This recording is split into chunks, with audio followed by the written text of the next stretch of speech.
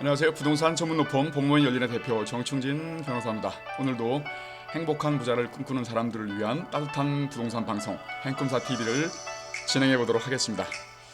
어제 제가 일산 신도시가 절대로 폭락할 수 없다라는 주제로 해서 방송을 좀 해드렸습니다. 그런데 주로 이제 일산의 호재 위주로 나열을 하고 깊이 있는 설명이 없다 보니까 많은 분들이 부정적인 생각들을 여전히 유지하고 계신 것 같아요. 그래서 좀 안타까운 마음에 일산이 폭락할 수 없는 7가지 이유라는 주제를 가지고 좀 더 깊이 있게 심층적으로 한번 다뤄볼 생각입니다. 그래서 지난 방송에서 봤던 일산의 호재들입니다. 이게 이제 일산의 컴팩트한 모습들인데 킨텍스 1전 시장, 2전 시장, 지금 3전 시장 개발되고 있죠. 그리고 밑에 일산 테크노밸리, 그다음에 한류월드, 방송영상밸리, 고양 청년 스마트타운, 그리고 이쪽으로 해서는 펜을 한번 꺼내볼까요? 이쪽 라인으로 해서는 또 GTX가 또 이제 지나가겠죠. 이렇게 호재가 일산에는 많습니다. 많이 몰려 있는데, 그리고 판교 테크노밸리와 일산 테크노밸리를 한번 비교를 해보기도 했었지요. 그래서 일단은 일산이 절대 폭락할 수 없는 7가지 이유를 하나둘씩 살펴보면, 많은 분들이 지금 일산의 대표적인 호재 GTX A 노선인데 이 GTX 영향력을 과소평가하는 것 같아요. 그러나 GTX는 GTX A 노선의 그 최대 수혜지는 일산과 동탄이다. 물론 이제 그 A 노선의 그 정점은 파주 운정 신도시겠습니다만은 운정 신도시의 위상, 브랜드의 가치, 그 다음에 이제 그 시너지 효과 이런 것들 고려했을 때에는 GTX A 노선의 최대 수혜지는 역시 일산임을 부인할 수 없겠죠. 그리고 동탄. 이렇게 보여지는데 이 혁명적 교통수단인 GTX A 노선의 최대 수혜를 받는 일산에 대해서 좀 더 고려를 해볼 필요가 있겠다 싶은데요. 현재 서울 접근성을 이유로 해서 서울 근접성을 이유로 해서 삼송이나 원흥, 지축지구가 일산보다 지금 높게 평가를 받고 있죠. 일산은 지금 무너져 가고 있는데 그나마 삼송, 원흥 이런 지역들은 버티고 있지 않습니까? 물론 신축이라는 이유도 있겠습니다만은 기본적으로는 서울에서 물리적인 거리가 가깝다 이런 느낌이 굉장히 크거든요. 그런데 노선이 준공된 후에는 가치를 비교할 수가 없겠죠.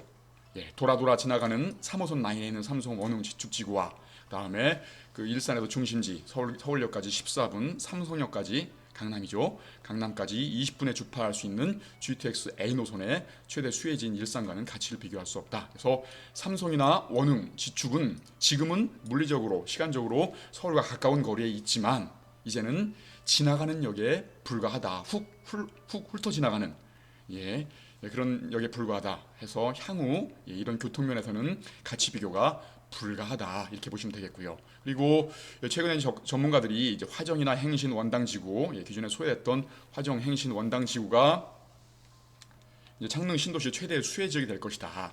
또 이렇게들 못 진단하는 분들이 좀 계십니다만은 일산은 폭망하고 오히려 화정 행신 원당지구는 상승할 것이다. 이렇게들 말씀하시는데 물론 이제 고양선이라는 나름대로 이제 창릉 신도시를 관통하는 그런 혜택 때문에 그렇게 바라 보여지는 것 같습니다만은 화정, 행신 거의 이제 일산 신도시랑 비슷한 시기에 준공들이 됐고 지어졌거든요. 되게 낡아가는 신도시이고 입지도 굉장히 애매한 지역에 위치해 있습니다. 그렇다고 해서 창릉 신도시가 옆에 들어선다고 해서 고양선이 들어선다고 해서 과연 이쪽 지역이 수혜를 받을 것인가? 뭐 제가 바라볼 때는요. 그 창릉 신도시의 분양과 입주 시점에 맞춰가지고 위 지역에 있는 전세가가 폭락할 가능성이 커 보인다. 왜냐하면 그때쯤 되게 되면은 굉장히 지금 낡아가는 지금보다 훨씬 더 낡아지겠죠. 그런 상태에서 함부로 이제 사업성 문제 때문에라도 재건축, 뭐 재개발 이런 부분들이 원활하지 않게 진행될 가능성이 커 보이고요. 이러다 보니까 전세가 폭락할 가능성이 있고 부동산 하락 사이클과 맞물려도 매가 하락 가능성 또 상존하는 지역이다. 오히려 이렇게 판단할 수가 있을 것 같습니다. 그리고 지금 이제 향동지구와 덕은지구 이런 부분들도 지금 서울에 가깝다는 이유만으로 일산을 대체할, 일산을 넘어설 지역이라고 평가가 되고 있습니다만은 지하철 등의 정시교통 규제로 인해서 단순하게 DMC의 배드타운 역할을 할 수밖에 없지 않겠는가라는 생각들을 하고 있습니다.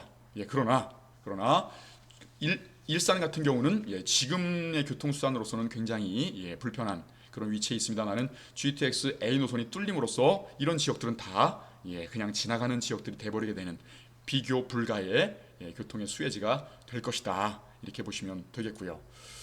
이런 부분들은 지금 이제 단순하게 짐작적인 측면들이 아니라 영국의 이제 그 크로스레일 엘리자베스 라인이라고 하는 GTX가 이제 영국에서 먼저 생겼지 않습니까? 그런 부분들을 봤을 때에 기존에 이제 그 지하철 지나는 지역, 도라도라 지나는 지역과 이 GTX가 뚫려가지고 획기적으로 개선되는 지역의 그 시세 상승의 이 정도 차이가 굉장히 크더라. 이런 부분들도 검증된 그런 사례들이기 때문에 게다가 이제 일산 같은 경우에는 다음번에서 보는 굉장히 큰 그런 매력들이 있기 때문에 일산의 그 GTX 영향력을 무시할 수 없겠다 이렇게 보시면 되겠고요. 고양선이나 이런 것들과 비교될 것들이 아니라는 거죠. 그래서 일산 그리고 또 일산의 가장 중심적인 그 개발 호재가 뭐죠? 바로 테크노밸리입니다. 테크노밸리가 지금 경기도권만 해도 굉장히 많죠. 그리고 이 무수히 많은 테크노밸리 중에서 다 살아남을 것이다. 테크노밸리가 생기니까 자독 기능이 강화되고 그렇게 되면 인근 지역이 상승할 것이다. 이런 부분들은 지나치게 원론적인 생각들이고요. 테크노밸리가 과연 경쟁에서 살아남을 수 있겠는가? 대부분들 4차 산업, ICT 산업 대부분들 그렇지 않습니까? 뭐 AR, VR, 뭐 증강 가상 현실들 뭐 이런 것들 뭐 아니면 AI 이런 것들 인공지능 같은 거 이런 것들 다 표방하는데 과연 우리나라에서 그렇게 많은 테크노밸리가 필요할까요? 수도권에서요. 그렇죠. 그러니까는 이렇게 많이 지정은 해놨습니다만은 각 지자체별로 나름대로 이제 그 자기 지자체가 성공할 것이다라는 그런 전망 하에서 진행을 하고 있습니다만은 결론적으로는 이 테크노밸리끼리 그 경쟁을 해서 그 한정된 수요들을 빨아들이는 쪽만이 성공할 수 있을 것이다 라고 판단이 되는데 그 중에서 일산과 동탄 테크노밸리만이 교통과 입지 그다음에 신도시의 브랜드 뭐 이런 여러 가지 그런 매력상으로 그 일산과 동탄만이 경쟁력을 보유하고 있다. 저는 그렇게 생각합니다. 그리고 특히나 일산이 테크노밸리가 성공할 가능성이 굉장히 높은 이유는 그래서 일산이 자적 기능을 갖춘 독립된 섬 같은 신도시가 될 가능성이 굉장히 큰 이유는 바로 일산 테크노밸리의 테마와 시너지 효과 때문에 그렇습니다. 일산 테크노밸리의 테마는 AR, VR이라고 하는 가상현실, 증강현실이거든요. 그 다음에 첨단 방송, 영상 장비들 이런 산업들을 유치하겠다 이런 부분들인데 인근에 이제 방송, 영상 밸리, 그다음에 그 JTBC 혹은 EBS, 그다음에 빈마루 방송 지원센터, 그다음에 이쪽 넘어가게 되면 SBS 뭐 드라마 제작센터 이런 방송 영상 단지들이 인근에 몰려있게 되거든요. 그러다 보니까 이 일산 테크노밸리의 테마와 그다음에 방송 영상 밸리, 그다음에 방송국의 그런 집약적인 그런 그 단지 집약의 효과들, 그다음에 방송과 관련된 한류월드가 또 인근에 있지 않습니까? 게다가 이런 첨단적인 장비, 이런 개발, 신기술들을 전시할 수 있는 킨텍스 전시장까지 갖추고 있기 때문에 굉장히 큰 시너지 효과를 낼 수 있다는 거죠. 게다가 이제 교통이 불편했지만 지금은 GTX로 인해서 강남 접근성 20%, 20분, 그다음에 강남에서 또 판교 접근성이 신분당선을 통해 아주 굉장히 가깝지 않습니까? 이런 것들을 봤을 때에는 판교의 테크노밸리와도 시너지 효과를 낼 수 있는 가능성 이런 부분들을 고려했을 때에 일산 테크노밸리의 성공 가능성은 여타의 테크노밸리의 성공 가능성에 비해서 견줄 바가 아니다.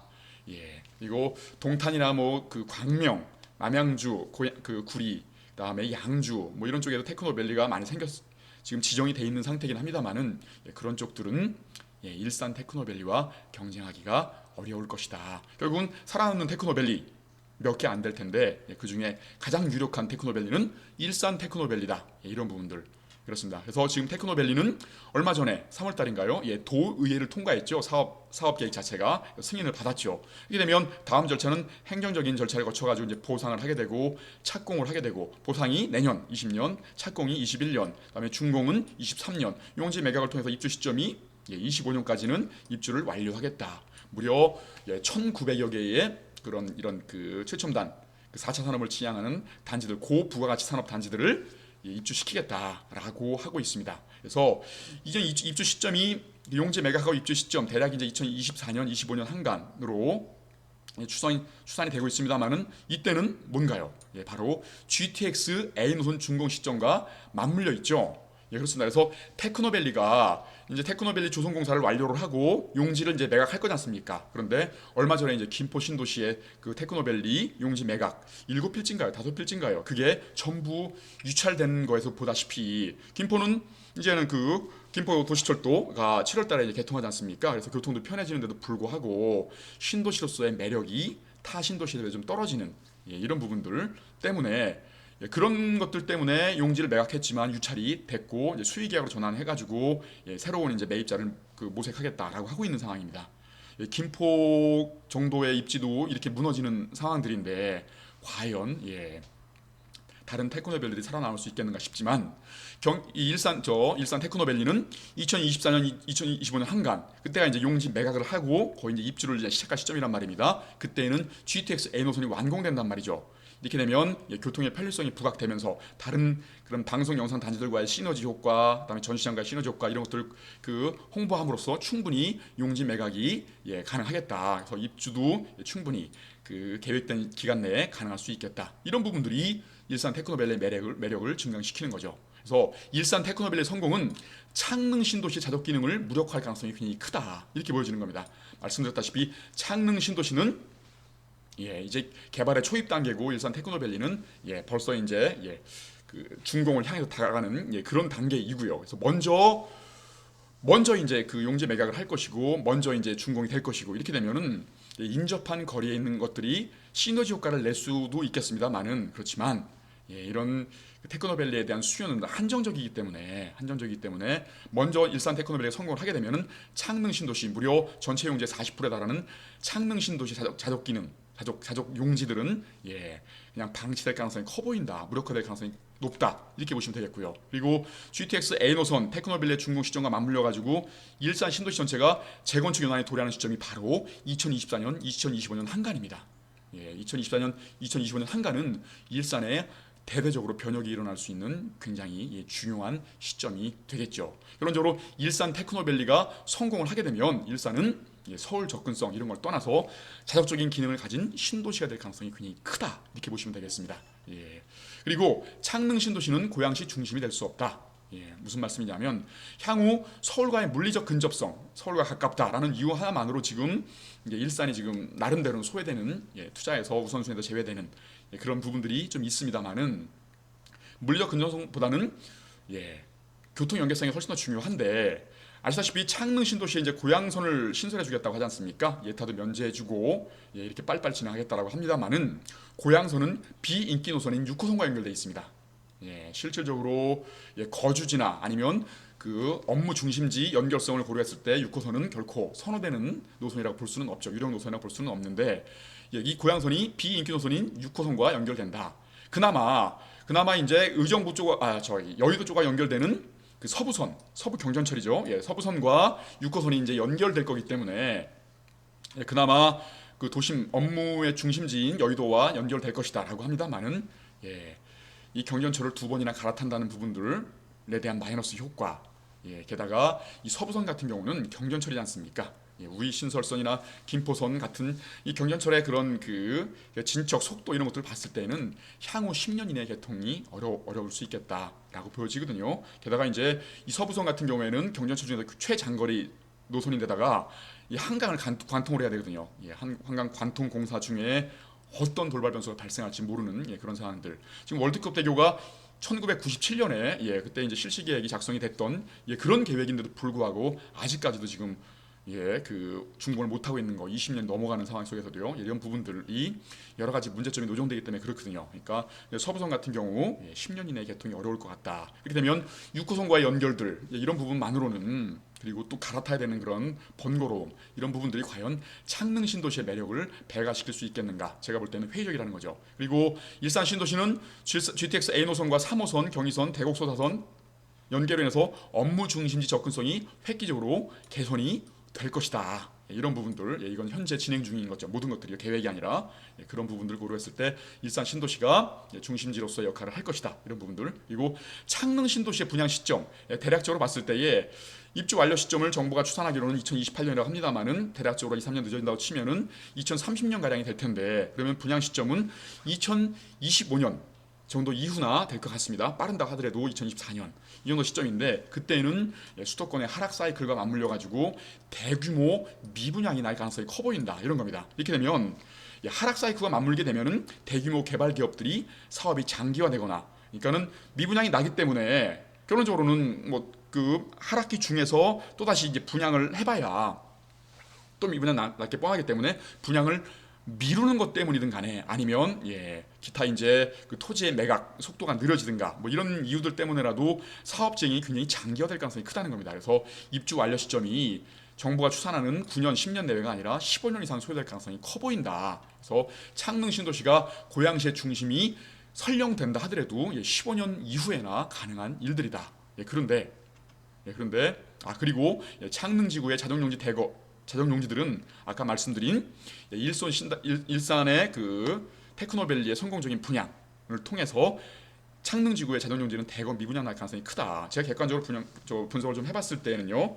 그리고 그 부동산을 오랫동안 봐온 나름대로는 전문가라는 입장에서 한번 바라봤을 때는 창릉 지구의 기타 여러 가지 매력과 일산 신도시의 그런 그 매력들 지금이 아니라 그런 그 GTX A 노선부터 해가지고 테크노밸리 기타 이제 이런저런 그 기능들이 완료됐을 때의 일산 신도시와 비교를 해보면 기본적으로는 제가 만약에 테크노밸리에 들어가야 되는 사장이라고 한다 하더라도 이 직원들의 복지 이런 수준들 여러 가지 그 신도시 가능성의 성장 가능성 늘 고려했을 때에는 일산을 선택할 가능성이 크다는 겁니다. 판교 테크노밸리가 성공했던 이유들은 판교 테크노밸리의 그런 성장 가능성, 그렇죠. 그다음에 직원들의 그 출퇴근의 그 용이 같은 복지 복지 가능성들. 게다가 이제 만약에 이제 테크노밸리 인근에 집을 산다 하더라도 판교 신도시에 집을 사게 되면은 그 집값 상승할 것이라는 그런 기대감들 이런 부분들을 충족시킬 수 있을 만한 테크노밸리가 필요한데 언제 지금 시너지 효과를 발휘할지 모르는 교통시설과 그 다음에 언제 입주가 완료될지도 모르는 창릉 지구의 자정용지보다는 확고하게 이제 이런저런 시너지 효과가 구축된 일산의 테크노밸리가 분양이 될 가능성이 굉장히 크다 이렇게 보시면 되겠고요. 그리고 아시다시피 이제 고양시에서 가장 큰 개발의 시너지 효과를 발휘할 수 있는 게 바로 대곡이죠. 대곡의 개발 효과는 일산이 직접적으로 수혜를 받는다 이런 겁니다. 그래서 향후 고양시 교통은 6개 노선이 교차하는 대곡으로 이제 그 교통의 중심이 흘러갈 텐데 그렇죠. 그런데 그 대곡은 위상에 걸맞는 대규모 역세권 개발과 함께 시너지가 발생하겠죠. 그 시너지 효과를 대곡과 한정거장 거리에 있는 일산, 백마역이 있죠. 일산에서 인근지로서 이런 그 인근지 가치 상승의 후광을 직접적으로 받게 될 것이다. 이런 부분도 한번 고려해 보시고요. 그래서 그 대곡의 인근에 있는 화정과 행신, 원당은 일산을 대매하기에는 되게 애매한 위치, 애매한 인프라, 애매한 브랜드 이런 것들 때문에 어차피 같이 나가가는 그런 입장에서도 일산과 비교 우위에 서기가 어렵기 때문에 쉽지 않고요. 그리고 그때쯤 되게 되면은 삼성과 원흥은 이제 더 이상 뭐 신규 개발 택지지구가 아니라 낡아가는 택지지구가 되지만 일산은 재건축이든 리모델링이든 다시 한번 도시재생을 통해서 그 청년기에 한 발 가까이 다가서는 그런 상황이 되기 때문에 삼성과 원흥도 비교할 수 있는 중심지가 될 수는 없겠죠. 그래서 창릉 신도시 입주 완료 및 정착은 최소 10년, 평균적으로 한 15년 이상 소요될 것이기 때문에 창릉 신도시가 고양시의 중심지가 되기도 요원한 상황이고요. 그 전에 일산은 상전벽해가 돼서 그 이후부터는 비교 불가한 입장이 될 것이다. 이렇게 보시면 되겠고요. 그리고 3기 신도시 발표는 현 정부 최대의 악수이다. 지난 방송에서 말씀을 드렸었죠. 현재가 공급이 부족한데 장래 10년 후에나 그 공급 10년이나 공급을 확대해가지고 채우겠다라는 생각은 부동산 사이클과 수급의 상대성, 수요와 공급 상대성 원칙이 되게 중요하다고 말씀드렸죠. 그걸 잘 모르시는 분들은 지난 방송을 한번 들어보시면 되겠고요. 이런 수급의 상대성을 간과한 악수이다, 최대의 악수이다. 그렇기 때문에 결국 현재 시점에서는 나름대로 최적의 계획이다.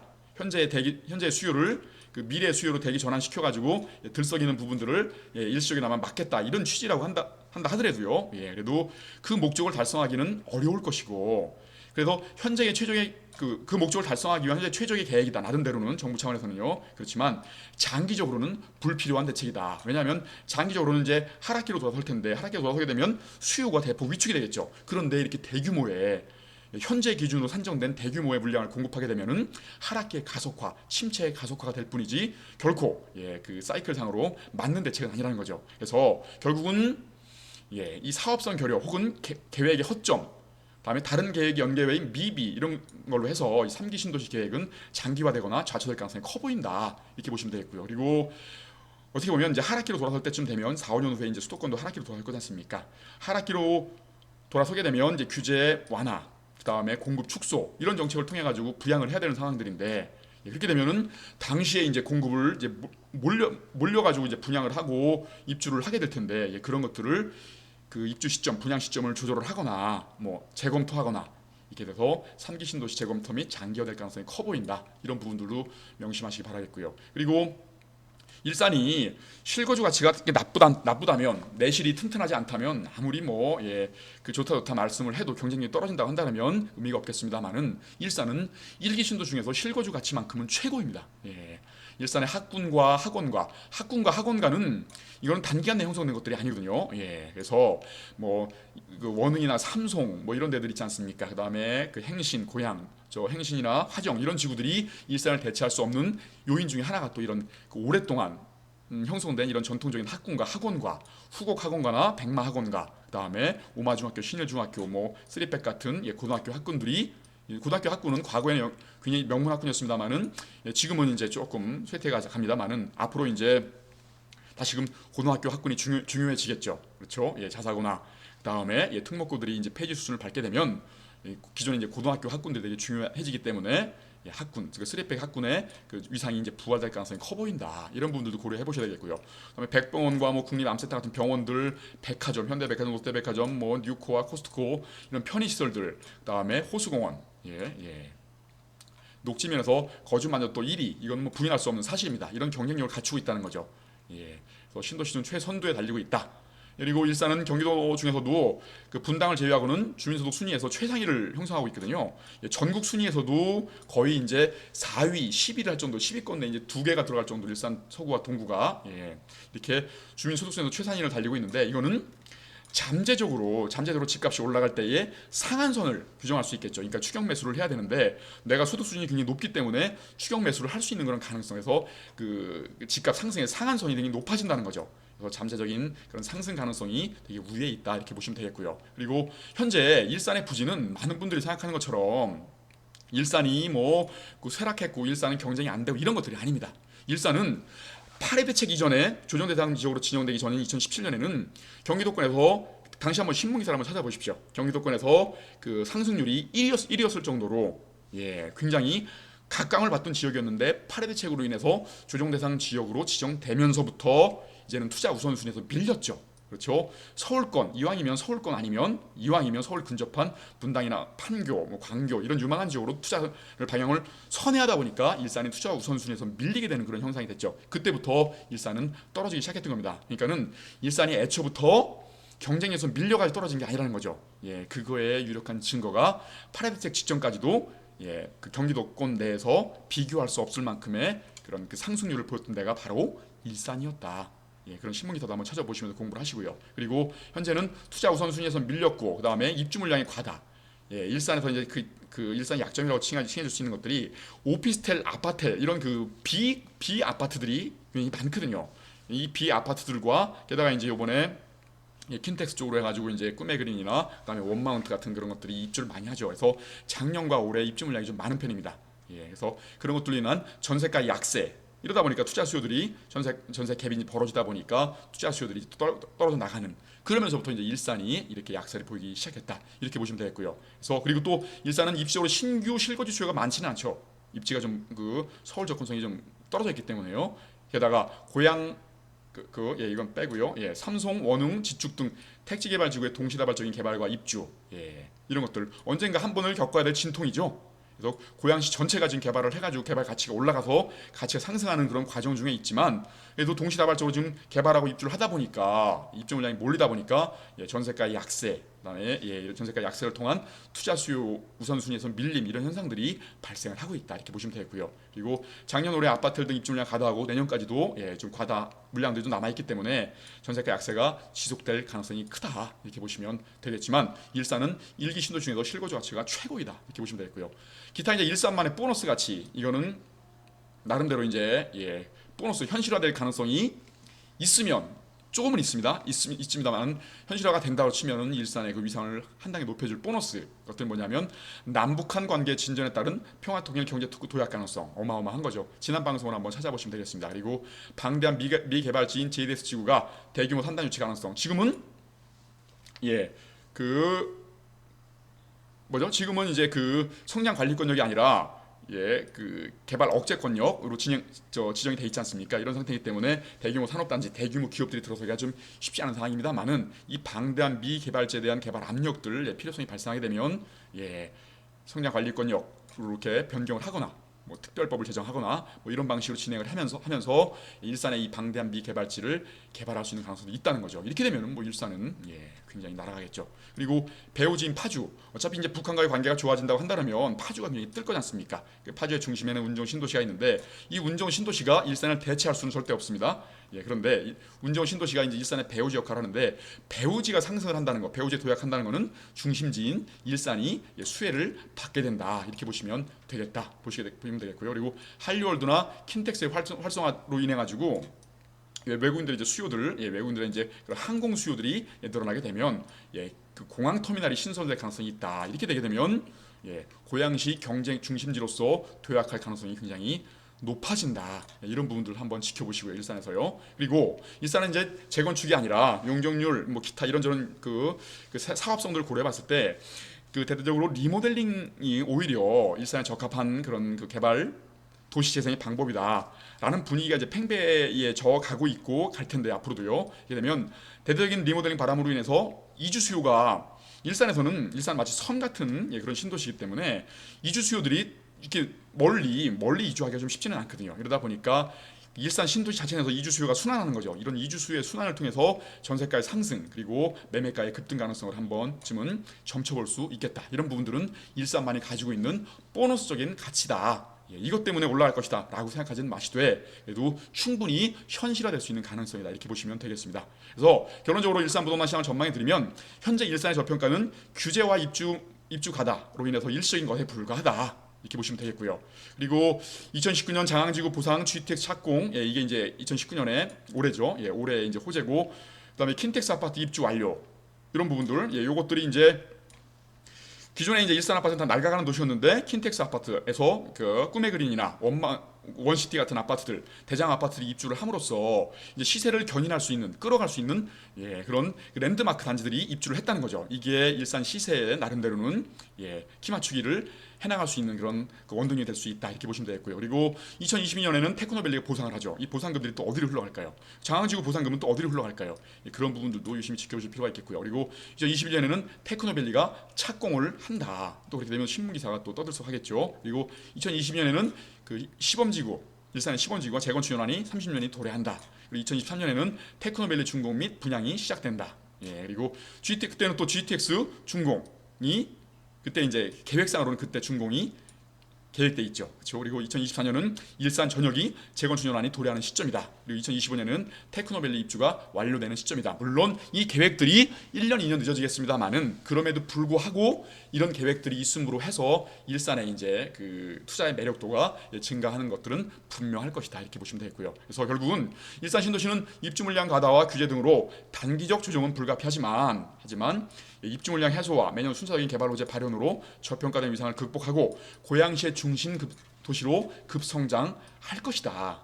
이게 종합적인 결론입니다. 그러니까 일산 주민이든 아니면 일산을 바라보는 일산이 지금 많은 분들이 비아냥의 대상이 되고 있고 그러고 있습니다만은 일산을 그렇게 만만히 볼 때가 아니라는 부분들을 분명히 말씀드립니다. 저는 일산과 무슨 이해관계 있는 사람도 아니고 시장을 전망할 때에는 이런 공포와 불안감 아니면 선입견, 정치색 이런 것들로 벗어나야만 그나마 근사치로 전망할 수 있다고 제가 누차 말씀드리지 않습니까?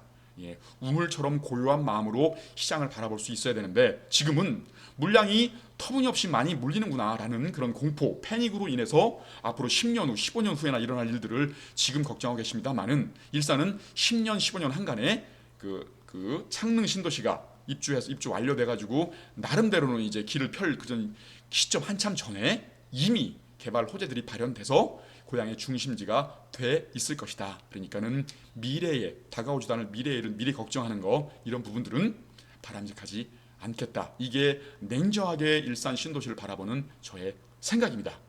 오늘 방송 여기서 마치겠습니다. 행복한 부자를 꿈꾸는 사람들이 모여있는 카페 행꿈사 카페도 많이 사랑해 주시고요. 여러분들 좋아요 구독하기 눌러주시면 감사하겠습니다. 저는 그 부동산 전문 로펌 법무의 열린 대표 정충진 변호사였습니다. 감사합니다.